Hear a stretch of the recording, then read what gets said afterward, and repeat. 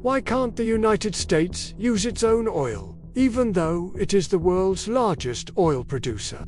It's like a man who grows wheat on his own land but keeps asking others for food for himself. The world we live in often looks one way, but the reality is very different. Every year, millions of containers reach America from China. But why are many of them thrown away as scrap? And in the middle of all this, how and why does Iran smuggle a Boeing 777? Welcome back to the videos. Do you know that at any given time, around 300,000 ships are present in the oceans? These include oil tankers, LPG and LNG carriers, tugboats, and passenger ships. All these vessels keep the global economy running. About 90% of global trade moves through sea routes. Every minute, between 6,000 to 8,000 container ships are sailing across the oceans. Nowadays, these ships can even be tracked in real time. The entire ocean appears filled with tiny lights. Each light represents a ship.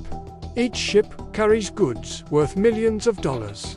Most container ships depart from China and travel to Europe and America. Surprisingly, each vessel carries an average of 5,000 containers. This means that at any moment, around 40 million containers are traveling across the seas. From the clothes we wear to the mobile phones we use, almost everything reaches us through these containers. On the surface, everything seems normal. Goods arrive, and the empty containers return. But the reality is far more disturbing. China sells so much goods to the world that a flood of fully loaded containers flows out of its ports. In 2023, China's trade surplus was over $823 billion. That means, in the same year, China exported goods worth $3,380 billion and imported goods worth $2,557 billion. Now, when these containers reach America or Europe, the situation there is also worth examining. Only 41 billion in total. That means 95% less than China. But when these same containers reach America, everything changes here. America is the world's largest consumer. That means there is no balance between imports and exports here. America imports more and exports less. This means more containers arrive, but there isn't enough goods to send them back filled. Of the containers that arrive at US ports, only 40% go back filled. So the question arises, where do the remaining 60% containers go? You might think the rest return empty, but that's not the case. Those containers are rotting in junkyards all across America. This happens because sending an empty container back to China costs around $3,000. These empty boxes take up space on ships where loaded containers carrying goods worth millions could be placed. That is why China doesn't need a $3,000 used container, because the same container can be manufactured again in China for $2,000. Every year, 2.5 million new containers are produced, while there is no shortage of old containers. So now the question arises, what is done with the empty containers stuck in the US and Europe? Many containers are sold for cheap storage or construction sites. Nowadays, houses and offices are also built from them. And when nothing else is left, they are melted down to extract steel. Because one container contains approximately 2 tons of steel. Next time you pass by a port and see steel containers stacked on top of each other, remember they are not just scrap, but a unique story of the world's unbalanced economy. Now let's come to the question that confuses even the smartest minds. If America is the world's largest oil producer, then why can't it use its own oil? If we look at the world map, America is currently number 1 in oil production. Saudi Arabia and Russia are behind it. But, surprisingly, despite producing so much oil, America is also the world's second largest oil importer. That means it sells its own oil and buys from others for its own use. There are three major secrets behind this. The first reason is the difference in oil chemistry. Not all oil is the same. The oil that comes out of American land is called light crude oil. It is light oil whose viscosity is low. But the problem is that America's old refineries are built to refine heavy crude oil. These refineries were built when America used to import thick oil from Mexico and Venezuela.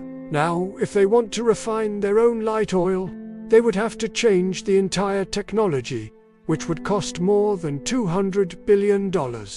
Instead of spending that much money, they sell their light oil to the world at higher prices and buy heavy crude oil from outside at cheaper rates. But it is not only the chemistry of oil that forces America to do this. The second reason is logistical difficulties. Oil is produced in one place in America, while the refineries are far away. For example, there is an ocean of oil in Texas, but there are no pipelines to transport oil from there to New York or the East Coast. The situation in California is such that it has become an oil island. Due to the absence of pipelines, it is forced to import 70% of its oil from foreign countries. Although these two reasons were enough, the final nail in the coffin was driven by the Jones Act. During World War I, a major issue arose in transporting American soldiers and supplies across the ocean. America did not have enough of its own ships to transport its soldiers overseas. So they took the help of ships and sailors from other countries. But this created a new risk. If America ever went to war with friendly nations, it would not have trained sailors and ships to move its own soldiers. There was only one solution. America should have its own merchant marine ships that would normally transport cargo, but could be converted into war mode when needed. Now, since building ships in America is 3 times more expensive than in China, and sailors' salaries are also higher there, this law backfired on them. To transport oil from Texas to New York, America has only a handful of ships left, and their freight charges are so high that it adds $5 per barrel of oil. At the same time, American refineries think that if they stop using their own oil and import it from other countries, it would still be cheaper for them. A law that was created to save America is slowly eating the country from within. These are the strange reasons why America, despite being the world's largest oil producer, is dependent on others. Putting America's dependency aside, let's talk about Iran. America has imposed sanctions on Iran for years. Because of these sanctions, Iran cannot buy or sell anything from or to America and its allies. But in Iran's Great Air Fleet, you will notice a large number of American and European planes. So the question arises, how does Iran smuggle Boeing 777 south? In 2024-25, Iran surprised the world when it suddenly acquired 5 Boeing 777 airplanes. This was made possible after several years of planning. In Australia's Alice Springs Desert, there is a very large airplane graveyard, which Iran had its eye on. There were 5 old, usable Boeing 777 south from Singapore Airlines. Iran could not directly buy those planes. That's when an American-based company, Iron Aviation, purchased them. Then these planes were taken to China, from where they were sold to a fake company in Madagascar, Udon Aviation. These companies did not actually exist. They were only on paper to avoid the US's scrutiny. When the planes were registered under Madagascar's flag, the US Federal Aviation Administration lost control. Then these planes were brought to Cambodia. Cambodia is a country where aviation rules are not so strict. Here, these planes went out of the world's sight. In July 2025, these planes, a flight was planned from Cambodia to Kenya. It was stated they were going to Kenya for maintenance. But as soon as they entered Afghanistan's airspace, where monitoring is quite weak, they turned off their transponders.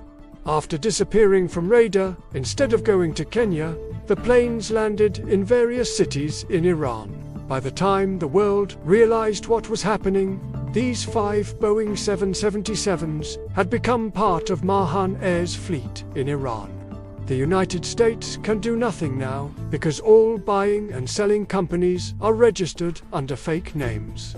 Today, Mahan Air has 50 to 60 active aircraft, most of which are Airbus planes. They also have 7 American Boeing planes.